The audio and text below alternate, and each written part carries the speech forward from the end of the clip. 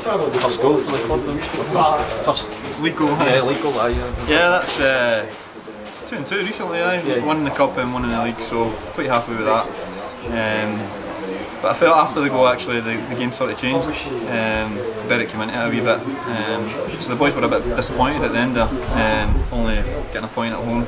But there's some positives to take from the game, and we'll look to build on that for Montrose next week.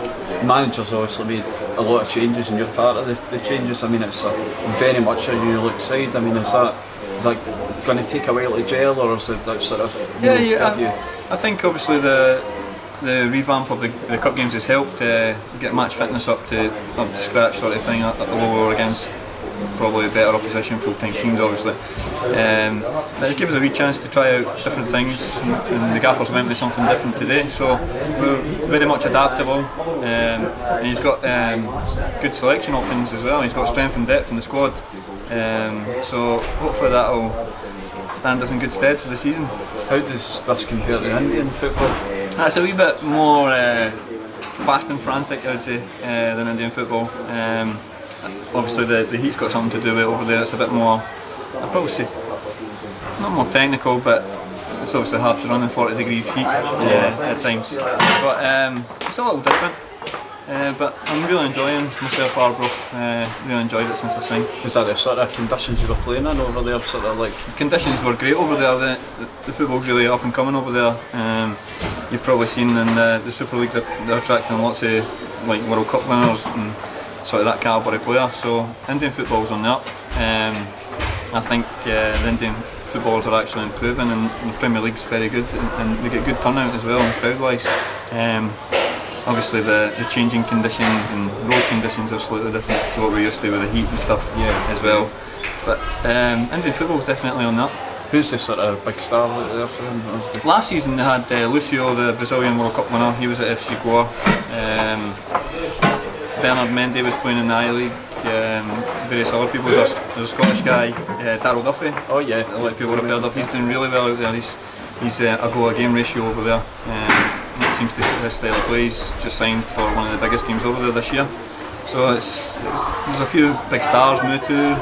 I mean, there's lots over there. Yeah. I mean, was it quite, for you, quite a massive change in lifestyle as well? Like it was difficult because I've got 3 children and they were in school back in Scotland, so I didn't want to upset them and move them across, so I only got back a couple of times to visit, so that was difficult.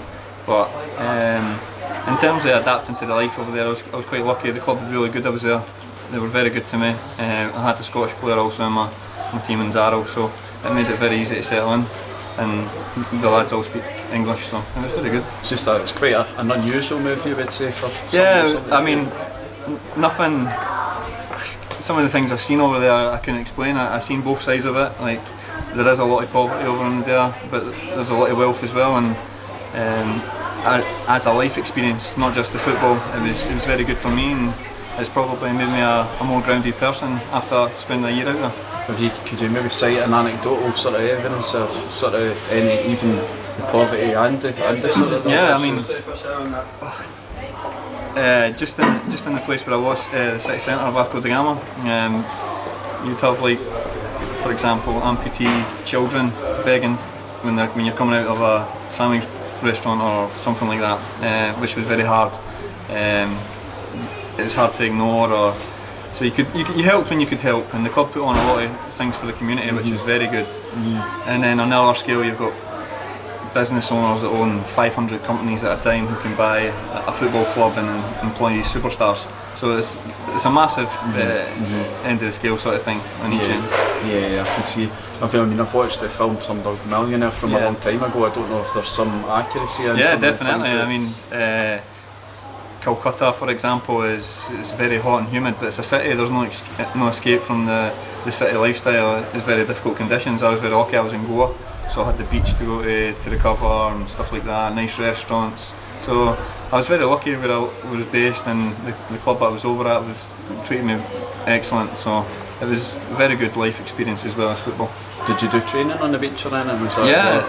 For example, if you had a match day, the next day the boys would be in, because it was full-time football.